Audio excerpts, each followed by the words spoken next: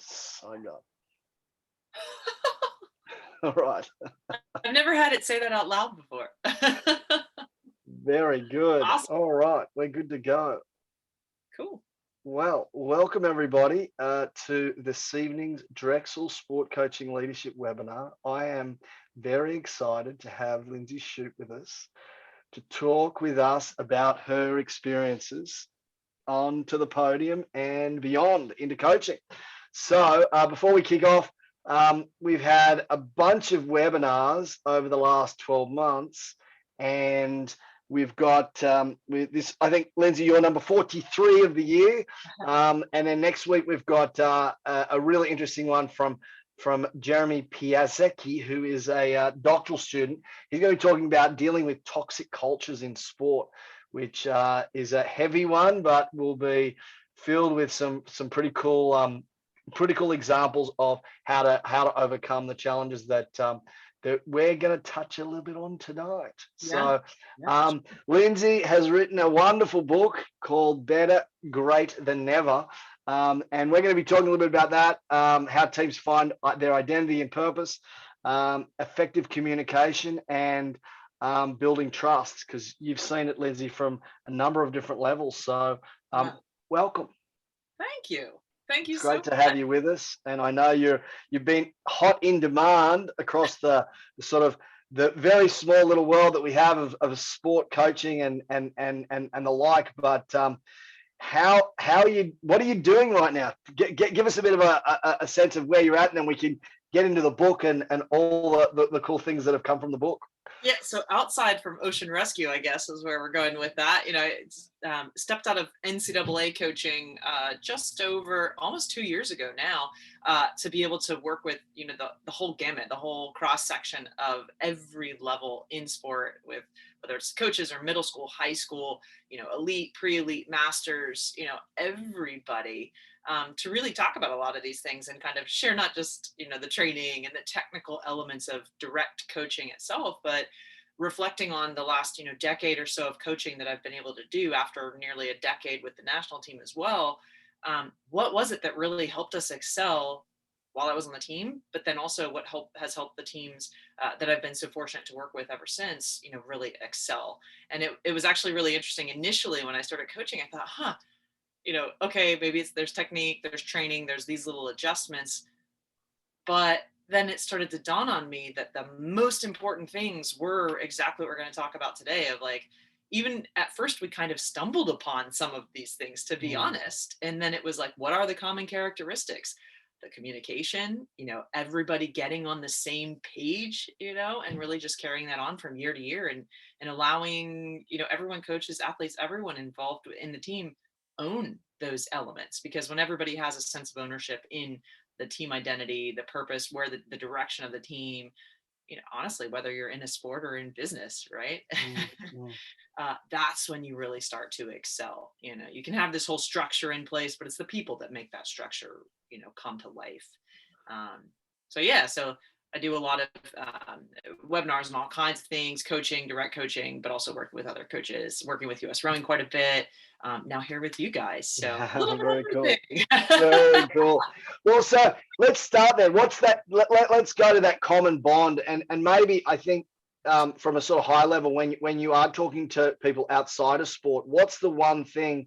You know, a lot of the research that I'm involved with right now is looking at transfer from sport outside of the sport realm, and that it is a little bit more than just the medal and the performance. But what's that one thread that you are seeing transfers across all the different domains, whether it's across different levels of sport, but also out of sport into the quote unquote real world?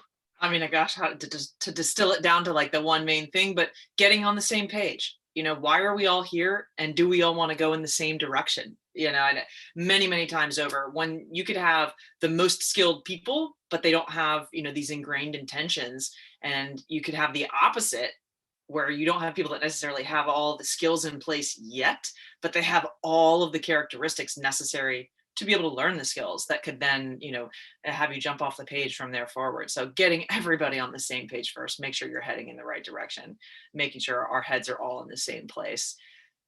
right along with that, I would say is incredibly important. And this is one of my favorite ways to talk about teams. And this was something I talked about in another conversation this morning, is that everyone on the team is the best at something.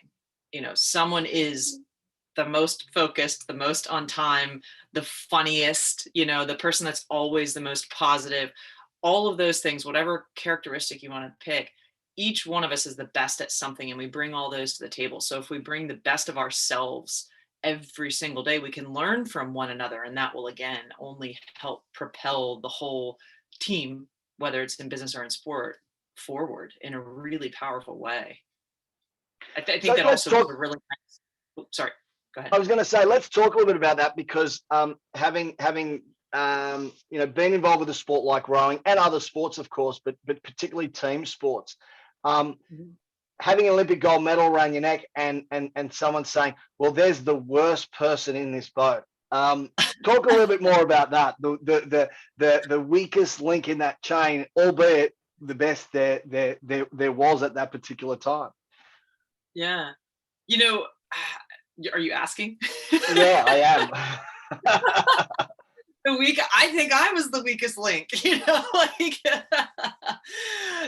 I think, one of my favorite things, and this is what really highlighted what was so fun about writing the book, was to be able to reflect on my own career along with the things that I was seeing that were common characteristics with successful teams that I was either on or was able to help coach and help move forward, was that unmeasurable things are just as important, if not more important, than very measurable things. And we can't sacrifice one for the other, but you can't only focus on one or the other. Literally having someone who is hysterical, right? Having someone who is funny, that's able to help you. And everybody has a little bit of funny in them, right? And it's okay to be funny. It is okay to enjoy and find that joy in what you're doing. And I think a lot of times from the outside, people look at, the more intense, the more performance pressure that there is, they think the joy disappears because it has to be serious all the time. And I would say quite the opposite, that you have to find even more joy in what you're doing every day to be able to handle that much pressure, to be able to even want to step up to that much pressure in the first place, again, I would say I was personally the weakest link, simply because I'm like, oh, what are my downfalls? When now I'm reflecting on it, I'm like, oh, I guess I'm an innately glass half full person. Yeah. And that really helps. And, what is it, a decade later, more than a decade later, and here I'm like, oh, maybe that was an important element, and. So as you look at your experiences, and particularly looking at let's go with the high performance culture just to start off with, but that idea of perfection, that idea of feeling like a phony, that it's talked about in the research of the imposter phenomenon, the imposter syndrome. As you went through and feeling that sense of belonging in the team, or in that group of arguably some of the best national team athletes we've seen in at all ever, what was that like as a group, as the group evolved, breaking the world record in 2006 and then beginning this streak of performances? What was that feeling like of knowing when you felt like you were part of the group, and how you were able to manage it when you didn't feel like you were part of the group? My first full Olympic cycle, after going through, some pre-elite camps and things like that, my first full Olympic cycle was basically 2 years after I picked up the sport. And so I was very new to it. So I had no preconceived notions of what was right or wrong. And everything was important to me because it was all brand new. And I felt everyone had more experience than me. So I felt everyone was a teacher. Oh, that's how they're doing this. I could learn from that. That person they've been on the team for this many years. They have this much success behind them. They're healthy. They're, happy. I could learn from those things. And what I really appreciate and what I really loved about the way that I entered, and I consider myself incredibly lucky to have entered the system when I did, was that the coaches sent away all the veteran athletes and had 7 basically brand new blank slates, who just loved rowing and wanted to be better at it. And that allowed us to come in and be ourselves. There wasn't this is how it is. This is how it's done here, a sense of anything. It was up to us to be that and to build that. And we were creating something completely new that was done differently than how things had been in the past. And so then over time, with matter whether it was months or a year or 2 years that passed, athletes that did have experience, they started to rejoin the group on a regular basis rather than for a summer at a time. Then when they stepped in, it was like, okay, we've done all these things, but we were like, oh my gosh, let's learn so much from this person. They also didn't have really I shouldn't say that they had strong personalities, but they had very positive, giving, team-oriented personalities. So it allowed us to really meld together well. I never felt like an outsider, to be honest, because I did come in. I would say I felt like an outsider during my first pre-elite camp, but then a large portion of that camp ended up training with me. Large portion of my second camp ended up training with me. So we were all very young and new, and so there wasn't a kind of structured hierarchy, so to speak. I knew where I fell, but it wasn't like someone put me there. I put myself there because I was like, this is how tall I am. This is how much experience I have. This is how fast my erg score is. But as soon as we stepped out of the boat and out of practice, we were all the same. We just had different levels of experience, different specialties, I should say, different talents.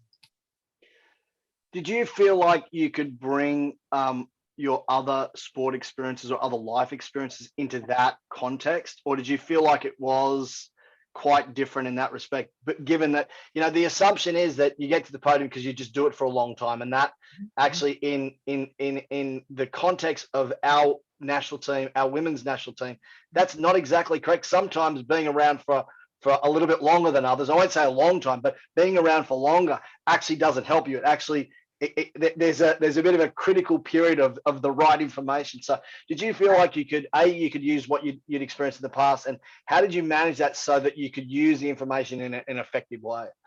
I mean, coming into it, using other experiences, this particularly showed the most when I was in college, when I first started rowing, where it was however we behaved. I grew up playing basketball. So you would kind of like have friendly trash talk to the person next to you on the team, like you're joking, but I remember the first time I ever seat raced, I did that. We were laughing and joking and yelling things at each other across the boats. That's not done in rowing, but we did it because there wasn't again, this notion of this is how things are done. Being in singles, training in singles a lot during that first year where we're all in our own boats. We're side by side, but technically separate from one another. We would do the same thing, because there was no notion of like, this is how it has to be done. It was, we're here to go fast, and whoever we are, we can inject that into what we're doing.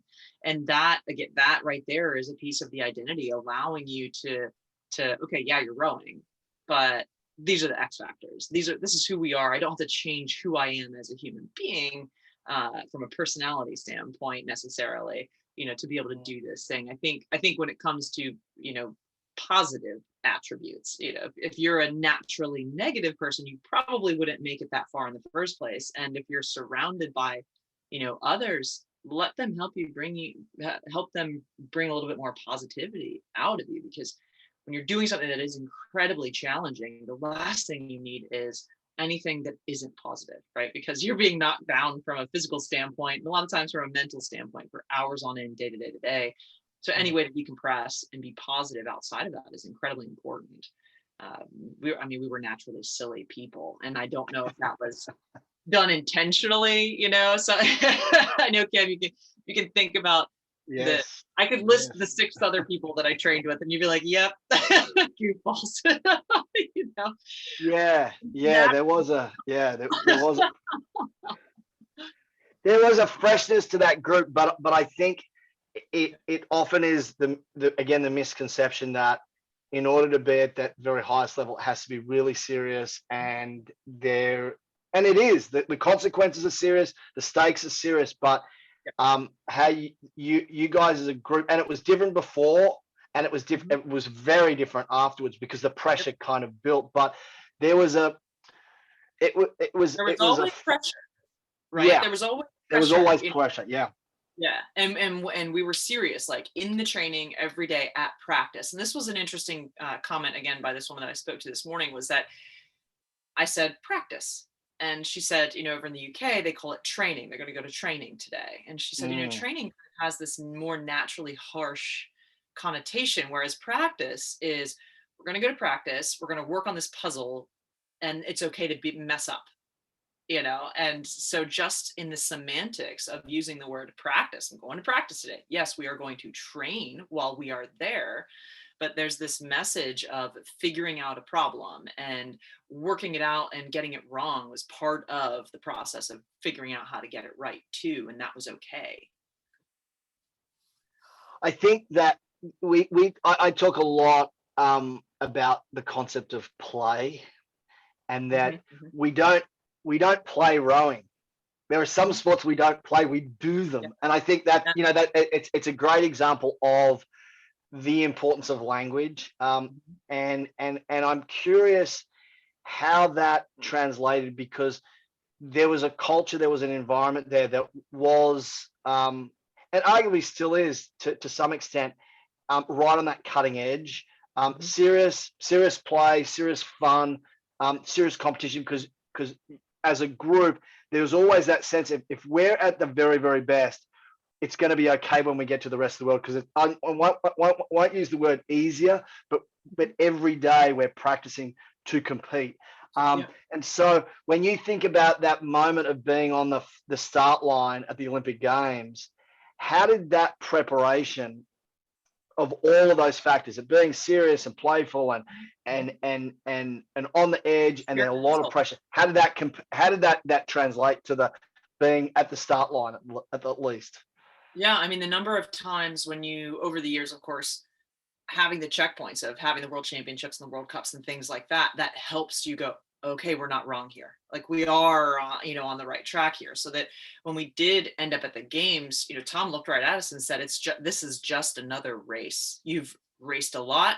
You know how to do this. Go out and do what you do best, because we were racers. Like, Molly Baker is this woman that I went to college with, and she is someone she is just one of the most relentless racers I've ever met, but she's also incredibly silly and goofy other than that, so to be able to be both of those things, be relentlessly gutsy and just want to race, you've ingrained that into you from a weekly basis, 1, 2, or 3 times a week.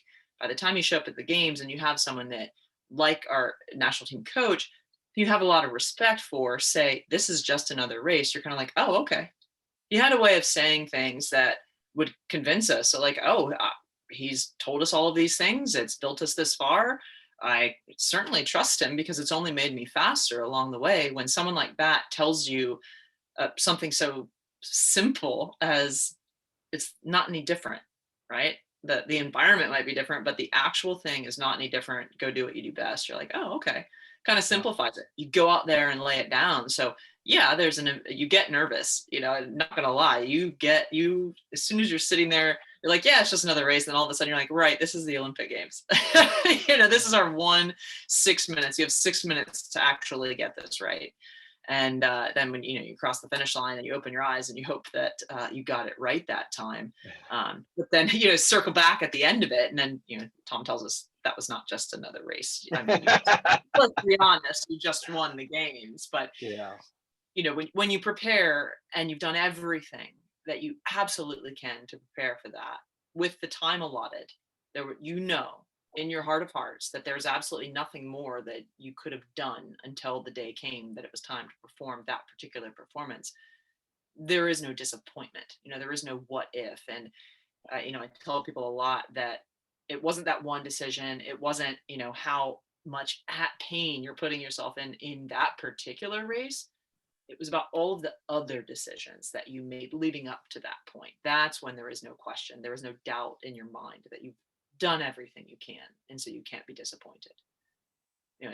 When you, on a day-to-day, and we set, it's the journey, it really is. And along that line, if you find yourself continuing to make the decision day in and day out, yes, how can I get a little bit better? then years later, or whatever the time that lapses later, is you are that much better, right? It's not that one decision. It's not that one moment. It's all the ones that led up to that point. That's what allows you to have that confidence, going into that high performance pressure situation. So 6 minutes later, you've come from the start line. All of these, it's just another race, and then you realize, well, it wasn't just another race. And I think the metaphor that I love on this one is, practice is for those that you have to pretend the whole world's watching, and then when you're actually on the start line, when you're at the Olympics, you have to pretend like no one's watching. And so there's that complete paradox of performance, that in order to truly perform at the highest level, you have to do it every day. And so you guys cross the line. You then realize it's not just every other race. Things are quite different. Tell us a little bit about sort of what that was like, because you mentioned it in the book in a bunch of different ways, and sort of drape that in terms of the big question for those that haven't experienced that kind of high is, how did you deal with the what's next? Was there that moment where you just went, what do I do now? Lots of times. Yeah. I kept a lot of journal entries too. And the way that I close out the book was with a very specific journal entry a few weeks after the games, where, it really does all of a sudden, your everything about how you feel, think, perceive things has just become like almost psychedelic. It expands it, because the Olympics is this very unbelievable thing that this very tiny portion of the population of the planet at any given moment in time might ever have the chance to do. And you go, holy cow, how did I get to do that? I'm just this average person, and that happened. Wow, that must mean that anything is possible, right? The impossible, in more than 6 impossible things before breakfast, right? Like, but you do have that moment of, for me, I was like, okay, it took me a little while to realize that it was never about just winning. It was the fact that I was getting better because of this sport. This was this outlet that was allowing me to be just better at being a human being. And that's the hard part, is life is however long that it is, and whatever we choose to do with it is our expression of how can we be better at being ourselves, and because whatever we choose to do, of course, has a timeline, has a drop dead date. For athletics, you have an age, right? There's an age after which you can't continue to perform at certain levels. And for me, jumping into it, not really putting a lot of thought into it, still riding on the high, I was like, oh, I want to be on the team when we win 2 medals, right? The Romanian team and one, but that wasn't something my heart was tied to. That was just like the natural expectation of what would be better than winning. Well, winning twice, or winning 2 at once, rather than how can I be better at this thing? Whereas when I step back and go, what am I naturally innately tied to that I will give more than anything for, is for me and my teammates to be better. Not, the medal notwithstanding. And I think it took about 6 years to get over the, like, well, how do I phrase the now what moment? And I think, some people never get over that. A lot of people don't. And I would say the biggest thing that has helped me is to realize that what I'm innately tied to is lifelong learning. It just is kind of funny, considering I used to hate reading, like I hated homework. And here I am, like, dying to learn more and more and more. And I consider everyone around me a teacher as well. Like, what can I learn from every interaction, every action that I take every day? And the more that I can be connected to other people as a piece of that, just makes it even better. So that is that now what moment of, not necessarily, oh, life has ended. No, it's like, okay, what's this outlet, right? What is allowing me to continue to express greatness? Do you think that was a new perspective once you got home from the games and you were trying to figure out what to do next, or that sort of, it was always there, but it became magnified? It became a perspective when the team dynamic changed in the national team, where we were still training. I was still performing. I was improving. I was getting great feedback from people around me, coaches included. but a lot of the athletes changed, and they went from goofy, silly, positive to head down sarcastic. And so there was kind of like there was just a more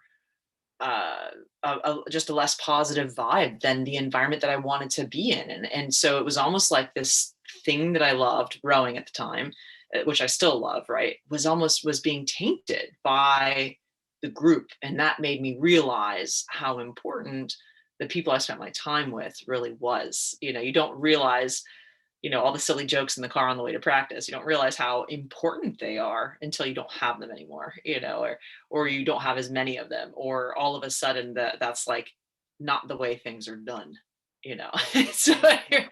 and that really is what changed the perspective, for me. And that isn't to say like, drop and move on. We spent a lot of time, to amend that. But at the time I felt as though I was only one person, and there wasn't enough of Yep. to help really overcome, the numbers game, Yep. for lack of a better way to put it. So the whole environment, the culture itself is the most important thing.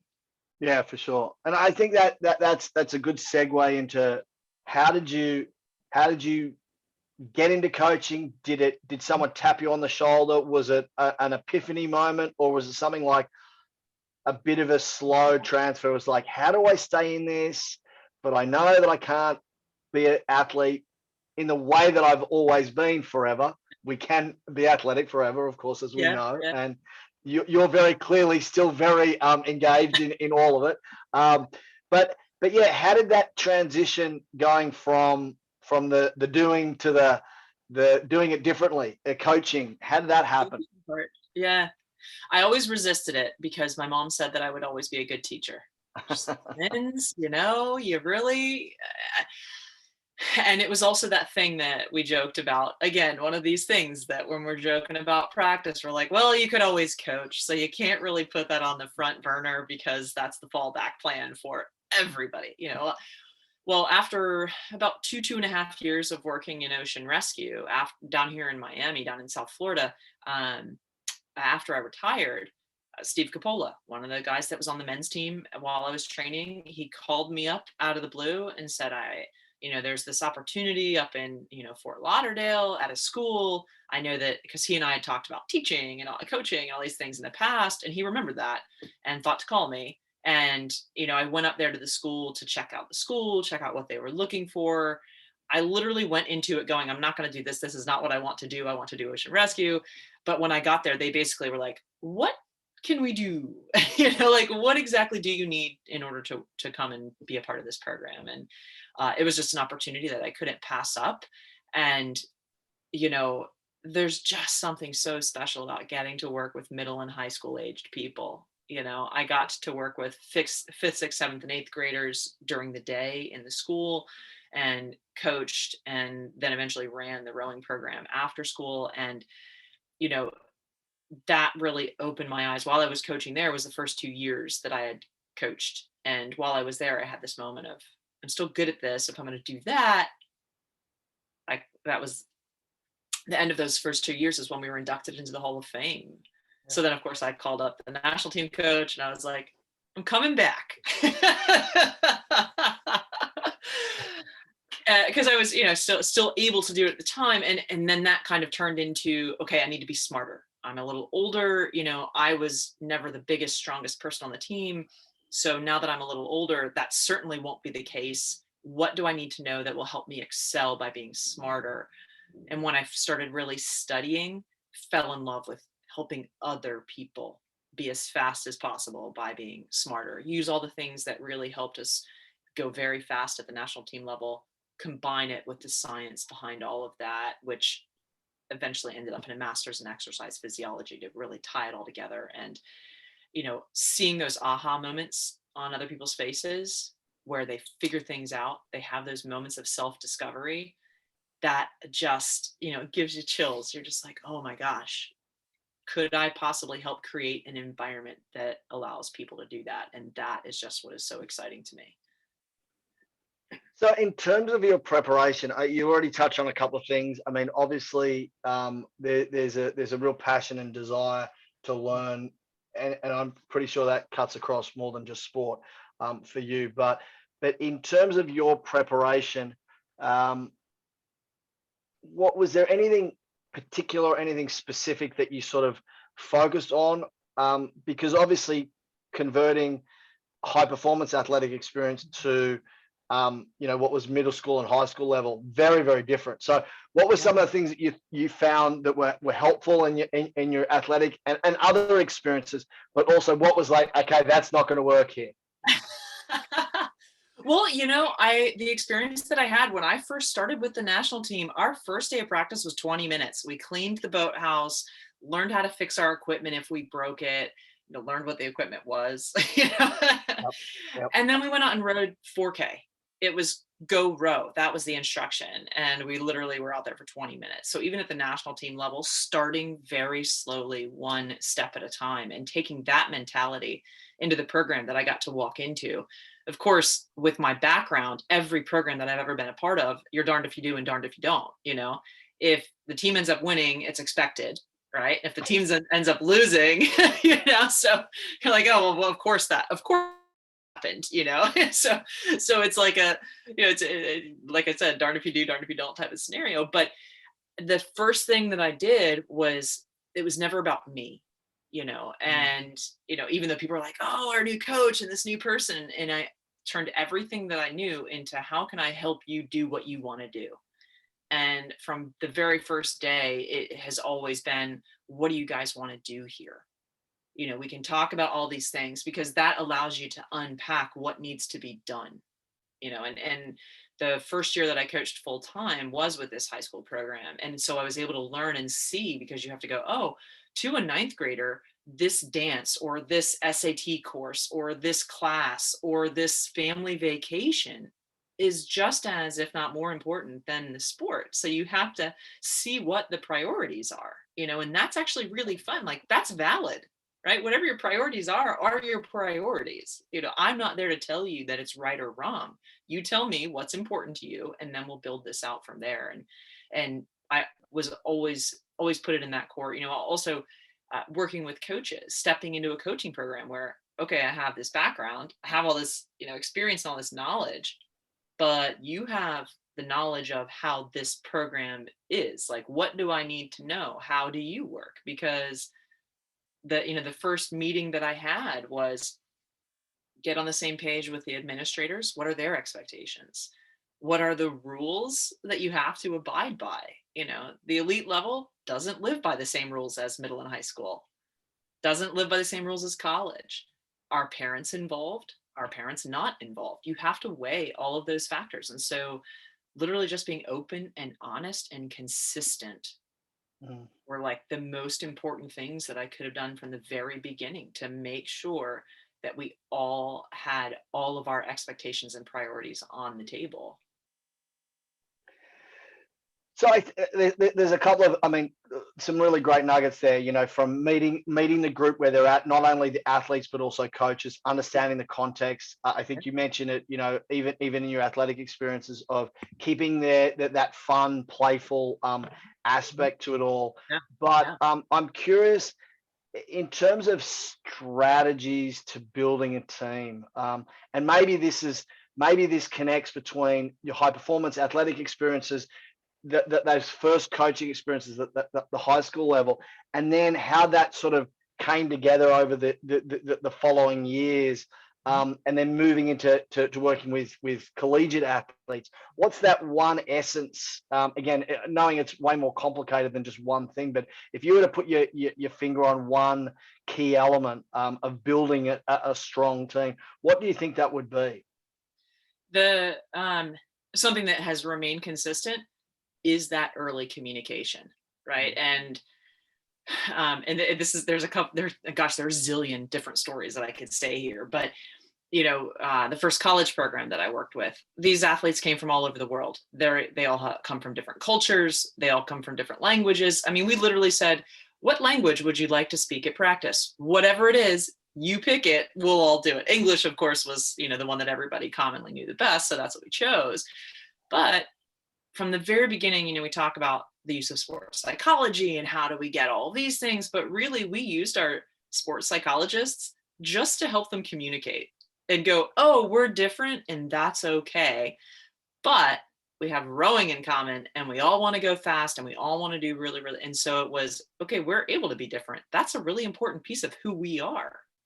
And now what can we do, as a common unit? That also helped from a communication standpoint. That helped get over the like, oh, but we're different in these ways. So like, that's natural. That's okay. that should be the case. That makes us even more special, because we are so diverse and unique. That brings more ideas to the table, more ways to do things. But again, it's that communication to get on the same page of where we want to go and how we want to do it and what we want, in the end, in the long run for what this is. And that instills a trust from the beginning. That builds an identity from the beginning. That includes your purpose as part of your identity from the very, very beginning. I think, I've since then worked with coaches that are hesitant to ask the question, what do you want to do here? What is the goal? Like, what is the aim? Why are we here? Because they don't want to hear the answer. They don't want to say, well, I want to go on some trips, or I want to win this random race that really, in the coach's mind, is very low on the totem pole, But my answer to that would be, whether we ask them the question or not, the answer is the same. Right? It's more important for us to know. That way we aren't second guessing our policies and procedures, our methods. You aren't second guessing your training plan and wondering, how do I motivate this person? Well, they might think that they're highly motivated.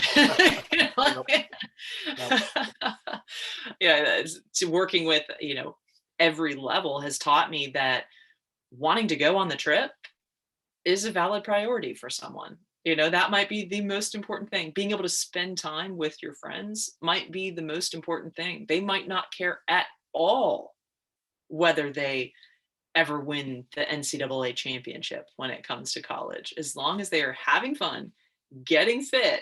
Mm-hmm. Those are two of the reasons why people do sports. The third F, right, is friends: fun, fitness, and friends. The nice thing is that you can be very successful on paper while also doing those things. But yeah, there are many levels within that. And again, those are valid priorities. Yeah. Yeah. Look, I think it's a great segue into, what I think is probably, there's one or two main issues that we're facing right now in coaching and coaching education. One is mental health and wellness of our athletes. And the other, if not of a similar kind of level of priority, is diversity, equity, inclusion, and making the sport landscape as safe as possible. Yeah. And really promoting sport for all in that respect. And you touch on it there in terms of motivation and understanding the reasons why we come into sport. And I think the three F's there that you mentioned there, it's the perfect, it's the perfect level. Yeah, at every level, because if you have one of them, then there's a connection to the other three. So I'd love you to talk a little bit about, the sort of the positive experience that you've seen, how that's worked, and particularly as it relates to, the sport for all and safety and diversity, equity, inclusion, as you've seen it sort of evolve now throughout your career as an athlete and as a coach. Yeah, a lot of this is to reflect on, why I was like, I must write this book now, because I've seen, there's almost like a bad connotation in sport and high performance sport now, where it's all performance pressure that creates anxiety, right? I'm like, so much pressure on me, so many things that I have to do, and it's paralyzes people. And it ends up leaving them burned out and in a bad place down the line. And so what I would say, and this was something that when I first started coaching, I stepped right in and said, when you do the right things, which is the fun, fitness, and friends, like the who are we, what do we want to do here? It's not me, it is everyone here. We are each the best at something. We each bring the best of ourselves to the table. And every one of us is contributing to the success of this program, this thing that we're doing together. And when you enter it that way, it allows people to be themselves. There is no like, this is how it's done here. Although I guess that's how it would be done here, is putting the burden of ownership on the team. That creates inclusion, that everyone's contributing, and I was going to go back to when I first started working with new coaches, I sat down and said, hey guys, like, even so simple as, what are your favorite drills? Like, what do you think makes a team successful? What do I need to know? What can we learn from each other? And how do we create a common language so that everyone on the team knows that we're on the same page and we're not being confusing or conflicting in any way, and that way, if there was some language that I needed to avoid or that we all needed to work together, there could be a common communication that showed connection and agreement and honesty and communication between the coaches, made sure that everyone was rotating through everything so that one coach wasn't only working with one group. Something so simple as, talking about inclusion is you have a whole group of people. One of the first things that I do is learn everyone's name. It's such a small, it seems so small, but literally just to know every single person's name assigns them their individuality within this team. They don't lose who they are. And when you can call someone by their name when you're working with them, they're going to perk up and listen more rather than like, oh, 3C. No, like, Lindsay, what do you like? Let's do this, this, and this. And you can say everyone here is contributing and everyone here is important. But if every single coach doesn't know every single person's name, then that tells you something very much the opposite. You see this in work life, the athletic director should know every single coach's name in sport. It shows importance, not just football, not just basketball, every sport, and those are very small things that are very doable. Those are simple actions, simple things to learn. To go back to what we're talking about with mental health, and sport is an opportunity to embolden people, to strengthen people. It's when the support systems are skewed or are not in place, the priorities are messed up, that sport is detrimental. It's not the sport itself, it's how the sport is implemented. And I think that where it becomes this hard sticking point is the higher you go, coach's job is hinges upon performance.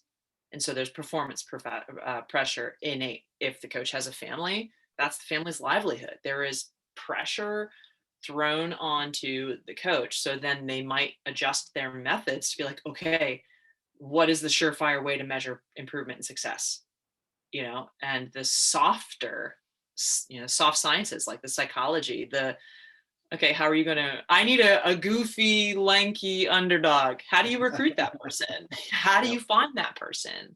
That's much harder than, I need a 6'2", you know what I mean? Like the person that fits, that checks the boxes, that you can, the easy stuff to fill in on an application. The much harder things to identify are the things that you might need the most. And, those are the X factors, right? These are the things that we talk about that create this environment of support where people are allowed to be themselves within that environment without just fitting into this mold of, do you check these boxes or not? And that right there is really what, at the end of the day, creates that natural inclusion. It's not such a harsh, it's not training, it's practice. But also, and that's exactly, it goes back to that performance pressure on from the coaching level. And that's what kind of creates it down the line from there. I mean, when it comes to business, we talk about, it comes from the top down, how is the leader behaving, and that kind of translates to those below. But at the same time, a team can do a lot, right? If the leader may be feeling pressure, if the leader steps back and is quiet, the team runs the show, because they're then thinking that, okay, something must be this, let's figure this out. And the way that the team figures it out, is a reflection of the team itself. So I hope that makes sense in any sort of way. All of a sudden my brain is like thinking of like, Lindsay, you're saying this. And now it's making me think of a bunch of different things of like, gosh, a zillion stories of things over time, that help things evolve or devolve from Well, I would like to go a little further with the example that you and some of your teammates have set. And it relates to, a fundamental issue that I think we do have in sport, is that particularly Title IX has increased the level of participation of women in sport, women and girls in sport, but that has not translated to women in coaching positions and in leadership positions in sport. And I'd love to hear your thoughts on that, and what we, and I very much mean the collective bald-headed white guy in the room, to say what more can we be doing to move this, what I think is a really, we're at a critical junction right now, and if we don't do something now, we're not only missing an opportunity, but we're not doing the future of sport the service and the true benefit that needs to be sustainable moving forward. So I'd love to hear your thoughts on what more we can be doing. Yeah, it's you see women a lot in roles in PR and in advertising, and in the very empathetic roles, and that can be very high in those roles because of personality characteristics, like how women tend to be more, whether that's nature or nurture, that's a whole separate webinar, but right. But I mean, for me personally, I look at it, and I was in NCAA coaching for 5+ years, and then decided to step out simply because I went, okay, I overtrained in rowing once, and this is what it did to me. It changed who I am. I socially withdrew. I became more negative. I became irritable. And I didn't understand why until I studied it. And lo and behold, I'm like, oh, that's just how human beings work. Stress causes these natural defensive survival mechanisms to kick in. So for me, coaching in the NCAA has literally, full-time coaching. It's nonstop. There is no end. There is no punch out. And we are still humans. We have not evolved not to have punch out time in any job, whether it's in sport or out of sport. And the work hours, the work days, the length of time, from a coaching standpoint, you're recruiting internationally. So you're working on a 24-hour clock, basically, and a 24/7 clock. You don't necessarily get paid that much because most sports are not revenue generating sports. And for me, I learned very early on that it's not about money anyway. It's about having just enough to be able to live, but not so much that I sell my life, my balance. And balance is incredibly important. I think for a lot of women, balance is important. I don't feel the need to be stressed out all the time, because I did meet that point in my work life where all of a sudden the same weird cascade of overtraining happened, but I wasn't training anymore. I was simply recruiting full-time grad school and full-time jobs. So, you're just filling your time with too many things. I think from my perspective, that would be a big piece of why women do step out of coaching. It's not necessarily that they aren't getting hired for a job they're qualified for, maybe in some cases, but I know in several very specific cases of very qualified women chose to not do that so they could spend time with their family. They preferred to sleep more. They preferred to have more time to travel or take their kids somewhere, and I think that alone is a huge piece of it, is desire to have a balance. I did at one point go, wow, I could effectively become a coach on the planet if I want to. Like, what do I need to do that? And then I also looked and thought, Mike Krzyzewski is considered arguably one of the best basketball coaches of all time. He's passed out on the basketball court. Like your blood pressure, your heart rate, everything. And I thought, oh, right. That is not something I'm willing to do in order to become the best, one of the best rowing coaches of all time. So that, was a very real decision on my part, was what is the life that I want to live, and how can I coach on my terms in order to live the life that I want to live? Because I also saw that if I wasn't able to sleep and exercise and eat well because I didn't feel that I had time to do those things, it literally changed who I was. I couldn't be the role model for the athletes, the young people that I was working with. If I'm preaching balance and treat your body right so that you can be intelligent and creative and funny and happy, if I couldn't do that for myself, how could I possibly tell them it was possible or expect it from them?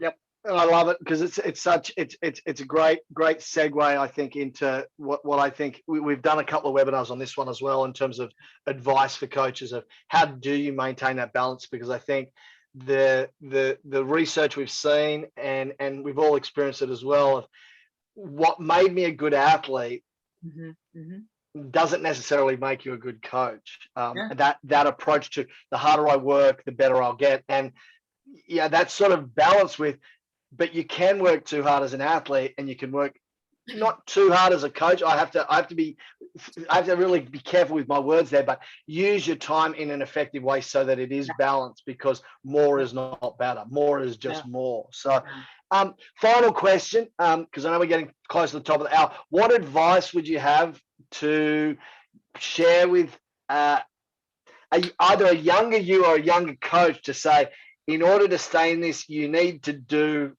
what?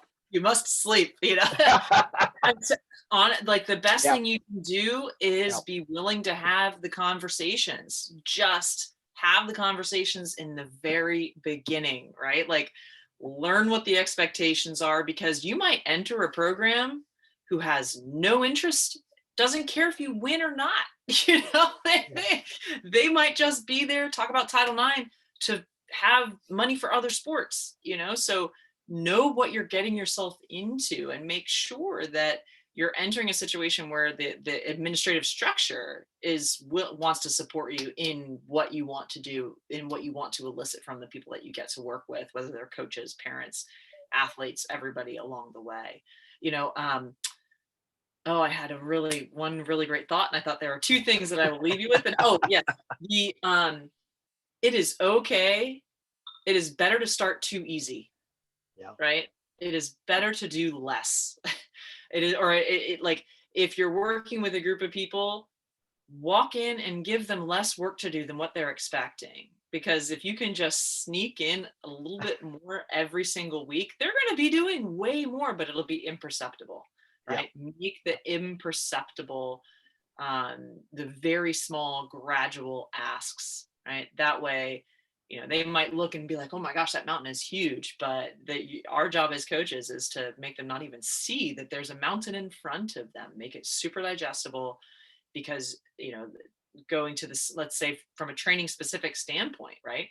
The science tells us, at 20% every 3 weeks, back it up, go 18, 4 to 6% increases every week, and then take a rest week. If you just do the math on that, you could be doing insane amounts of volume and intensity in a year's time. So be willing to start easier than, start more manageably, spend more time getting to know people and helping them get to know one another. Because when you can get a group of people on the same page, the whole thing is just going to be so much better. We spend all of this time trying to, like, what is the right training plan, and what am I doing right or wrong, and what is perfect? Well, it's just a piece of paper. The people make it real. You could have backwards training and a really on board group, and they are going to beat out the opposite situation every time. Yep. No, that's brilliant, Lindsay. That's spot on. And I think that a couple of really great takeaways from not only the transfer from your athletic experience to your coaching experience, but also the way you're working with other coaches, I think is really powerful. And one of the really great messages that we talk about as well is it's not only the what you're coaching, it's how you're coaching, and also who you're coaching. I think you've done a really nice job of threading that through, of really understanding who and what makes what really brings us all to sport is that when it all comes together, you don't think about, well, it was a 64-minute workout or a 25-minute piece. It was, hey, we're just doing it, and it was really fun. So if I can say one thing, absolutely. Or one last thing, someone else actually brought this up not too long ago, is that, like, as a coach too, it's however we can maintain our cool, because kids or other individuals hear everything and remember everything. And you might say the smallest thing under your breath, or think this thing, or you say it as a joke. Well, it's not going to process, and they're going to remember it. The number of times that I've had athletes, say things, and I put myself, like, I will do the training with them a lot because it makes it more fun. They see me working, they respect me. They're like, oh my gosh, coach is here. This is cool. those little moments, in the gym together really go a long way. I will never forget hugging this group, the first college team that I got to work with, and we're hugging each other after they went undefeated for 2 seasons, won the national championship. And one of them looked at me, actually a couple of them did, and brought up specific one-liners that I had said throughout the season. And they were like, when this was happening, this is what I thought. And they were like, that was because of you. And I'm like, it was not because of me, but you remember that. And it taught me, yes, okay, these little things that I would be thinking as an athlete, I would drop little nuggets, but they picked up on them. They didn't miss those things. And they might've been things I had kind of forgotten about over the time, but they remembered them when it mattered most. So people remember a lot. Absolutely. Well, Lindsay, awesome. I mean, the time has flown by. I can't believe it's been an hour. So I really appreciate it. And so many great nuggets here for everybody listening, because we've got everybody from high school coaches, administrators, college coaches, and high performance administrators as well. So we've got the full range. So really appreciate your time and your insights. And we're going to have to find a time to bring you back. Oh, that'd be great, Cam. You are fantastic at this too, by the way. The questions you're asking and where you're going, like, you're making me think of questions. I'm like, yes, we have many more conversations to have. Awesome. Well, we'll put a pause on it there. Thanks everyone for joining us, and many more hours of webinars to come. So thanks everyone for joining us, and we'll catch up with you all soon. Okay.